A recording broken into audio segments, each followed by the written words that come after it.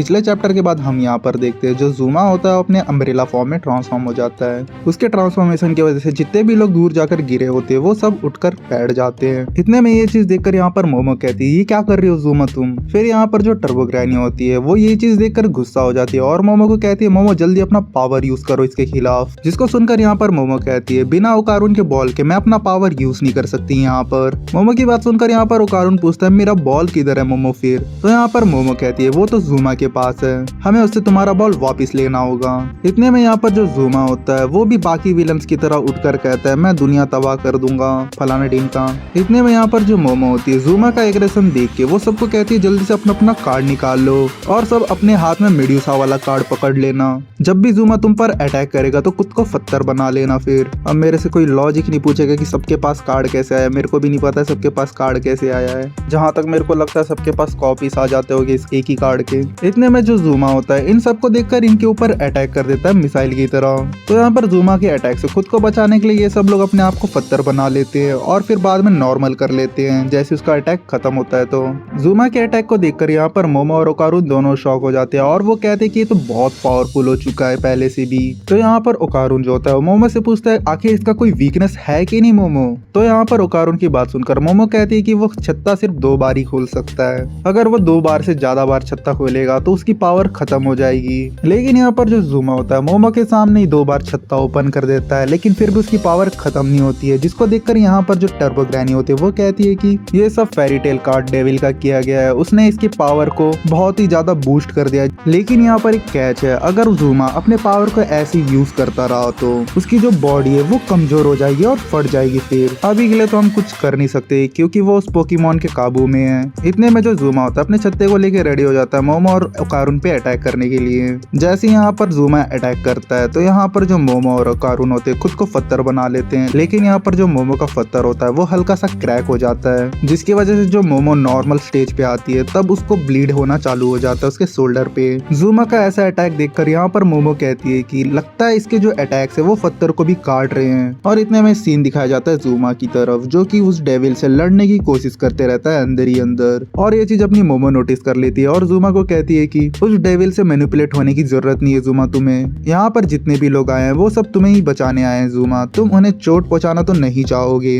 मुझे पता है कि तुम एक अच्छे इंसान हो, तो जल्दी उस डेविल से लड़ो अंदर ही अंदर और उससे बाहर आने की कोशिश करो। ये बात बोलते ही मोमो अपने हाथ में शील्ड और स्वॉर्ड पकड़कर ज़ूमा पे अटैक करने के लिए आगे की तरफ बढ़ती है। और इतने में यहाँ पर जो ज़ूमा के अंदर डेविल होता है वो मोमो को कहता है कि मैंने इसको मैनिपुलेट नहीं किया है, ये इसके अंदर की भावना थी कि वो इस दुनिया को खत्म करना चाहता है, मैंने तो बस इसे सही रास्ता दिखाया है, वो भी इसकी मंजिल की तरफ। इतने में मोमो जो होती है वो ज़ूमा की तरफ अटैक करने के लिए जाती है लेकिन यहाँ पर जो ज़ूमा होता है वो आसमान की तरफ चला जाता है और वहाँ से खुद को रेडी करता है मोमो के ऊपर अटैक करने के लिए। ये चीज यहाँ पर अपना ओकारुन देख लेता है और वो मोमो को बचाने के लिए उसकी तरफ बढ़ता है। और यहाँ पर जो मोमो होती है कार्ड को यूज करने के लिए खुद को बचाने की कोशिश करती है लेकिन जो उसके हाथ का कार्ड होता है वो स्लिप हो जाता है। और इतने में यहाँ पर ओकारुन पहुंचता है मोमो के सामने और खुद को पत्थर में बदल लेता है। और यहाँ पर जो टर्बो ग्रैनी भी होती है वो भी खुद को पत्थर में बदल देती है लेकिन यहाँ पर जो मोमो होती है वो खुद को बदल नहीं पाती है। जैसी सिचुएशन नॉर्मल होता है तो यहाँ पर ओकारुन अपने आप को वापस से नॉर्मल फॉर्म में बदल लेता है और वो मोमो को देखता है लेकिन यहाँ पर मोमो के ऊपर बहुत ही ज्यादा खतरनाक अटैक हुआ होता है जिसको देखकर यहाँ पर जो ओकारुन होता है वो बहुत ज्यादा डर जाता है। इतने में यहाँ पर जो ज़ूमा होता है वापस से अटैक करने के लिए खुद को रेडी कर लेता है इनके ऊपर। और यहाँ पर जो ओकारुन होता है ये चीज नोटिस कर यहाँ पर मोमो को अपने गोदी में उठाकर वहाँ से निकलने की कोशिश करता है लेकिन यहाँ पर जैसे तैसे ओकारुन पहला अटैक ज़ूमा का डॉज कर लेता है। बट यहाँ पर जो ज़ूमा होता है वो वापस से अटैक करने को आता है ओकारुन पे। ये चीज नोटिस कर यहाँ पर जो ओकारुन होता है वापस से खुद को पत्थर में बदल देता है मोमो को हाथ में पकड़ते हुए। लेकिन यहाँ पर ज़ूमा का अटैक इतना खतरनाक होता है जिसकी वजह से जो पत्थर होता है वो क्रैक हो जाता है और यहाँ पर जो ओकारुन होता है जैसे नॉर्मल फॉर्म में आता है तो उसे चोट लग जाती है जिसकी वजह से यहाँ पर जो ओकारुन होता है मोमो को लेते हुए जमीन पे घिसटते हुए गिरता है। और यहाँ पर जो ओकारुन होता है वो खुद को कोसते रहता है कि काश मेरे पास मेरी पावर होती है अभी। लेकिन इतने में यहाँ पर जो ज़ूमा होता है वापस से खुद को रेडी कर लेता है इनके ऊपर अटैक करने के लिए। और यहाँ पर ओकारुन अपने हाथ की तरफ देखता है और वो कार्ड उसके हाथ में मौजूद नहीं होता है जिससे वो खुद को बचा सके। इतने में यहाँ पर जो ज़ूमा होता है खुद को रेडी कर लेता है इन दोनों के ऊपर अटैक करने के लिए, और यहाँ पर जो ओकारुन होता है वो अपने हाथों से मोमो का सिर को कवर कर लेता है। और यहाँ पर जो ज़ूमा होता है जैसे ही ओकारुन की तरफ पास आता है अटैक करने को, यहाँ पर उसके बीच में एक ठेला आ जाता है जिसको अपना सरपू लेके आया होता है, जिसकी वजह से यहाँ पर ओकारुन और मोमो दोनों बच जाते हैं। तो यहाँ पर ओकारुन जो होता है वो सरपू को देखकर पूछता है कि तुम इधर क्या कर रहे हो सरपू। इतने में यहाँ पर जो सरपू होता है वो बोलता है कि ओकारुन प्लीज तुम मुझे एक अच्छा जॉब दिला सकते हो क्या, जिसमें कोई अच्छा सैलरी मिले मुझे। और हाँ, और की एक बात, यहाँ पर जो सरपू है अपना जो ठेला या काउंटर बोल लो वो अपने नैनो टेक्नोलॉजी से बनाया है। कोई ये मत बोल देना कि ये ठेला अपने आप कहाँ से बीच में आ गया। तो यहाँ पर जो सरपू होता है अपने पहुंचने की स्टोरी बताते रहता है ओकारुन को। वो कहता है कि जब तुमको पुलिस वाला भगा रहा था तब मैं तुम्हारे पीछे आ गया नया पार्ट टाइम जॉब पूछने के लिए, यही रीजन की वजह से मैं यहाँ पर अभी पहुंचा हूँ। इतने में यहाँ पर जो टर्बो ग्रैनी होते हैं वापस से पत्थर से नॉर्मल फॉर्म में ट्रांसफॉर्म होके वो जो कार्ड होता है उसको फेंक के मारती है और बोलती है कि ओ बेवकूफ, तुमने मुझे बिल्कुल नहीं बताया कि नॉर्मल में कैसे बदला जाता है। और इतने में यहाँ पर टर्बो ग्रैनी मोमो की हालत देखकर ओकारुन को बोलती है कि अभी तक मैं यहाँ पर नहीं थी जिसकी वजह से तुमने ये सब कांड कर दिया ओकारुन। और वो ओकारुन को कहती कि हमने जो बैग लेकर आया था उसे जल्दी लेकर आओ, मैं तब तक इसके घाव को ठीक करती हूँ। और इतने में यहाँ पर जो पुलिस वाला होता है उसकी एंट्री होती है और वो कहता है कि क्या ये सपना है कि हकीकत, आखिर ये कौन सी जगह है। जो भी हो मुझे क्या, वैसे भी मैं तुम लोग को अरेस्ट करने आया हूँ, जल्दी से मेरे सामने सरेंडर कर दो।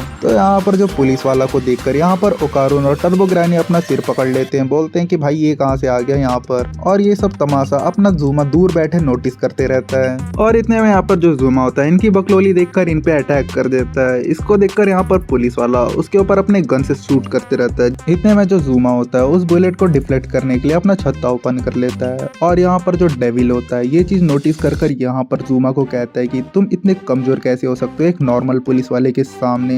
इतने में यहाँ पर अपना जो सरपू होता है ये चीज देखकर अपने टेलीफोन से ज़ूमा पे अटैक करते रहता है लेजर बीम। और ये चीज अपना पुलिस वाला देखकर सरपू को कहता है कि तुम तो एक नॉर्मल दुकानदार हो और तुम्हारे पास गन कैसी है, तुमको मैं अपने हिरासत में लेता हूँ। जिसको सुनकर यहाँ पर सरपू कहता है ये कोई गन वन नहीं है, ये एक पार्टिकल बीम है। इतने में यहाँ पर जो डेविल होता है वापस से खुद को रेडी कर लेता है इनके ऊपर मल्टीपल अटैक करने के लिए, जिसको वो करते ही रहता है। और यहाँ पर ये लोग उससे डॉज करते रहते हैं, जैसे तैसे खुद को बचाते रहते हैं। और इतने में हम यहाँ पर देखते हैं जो टर्बो ग्रैनी होती है वो मोमो की पट्टी वट्टी लगा देती है और उसे ठीक कर देती है थोड़ा बहुत। और इतने में यहाँ पर जो टर्बो ग्रैनी होती है वो ओकारुन को कहती है तुम उसके सामने खड़े नहीं रह सकते ओकारुन, तुम्हारे पास इतनी पावर नहीं है अभी, जाओ जल्दी जाकर अपने बॉल को हासिल करो जिसकी वजह से तुम्हारे पावर तुम्हें मिल सके। टर्बो ग्रैनी की बात सुनकर यहाँ पर ओकारुन कहता है कि मैं ये सब कैसे करूंगा, मेरे पास तो मेरे पावर्स भी नहीं है और ये चीज तो अपने मैं रेगुलर बॉडी पे तो बिल्कुल भी नहीं कर सकता।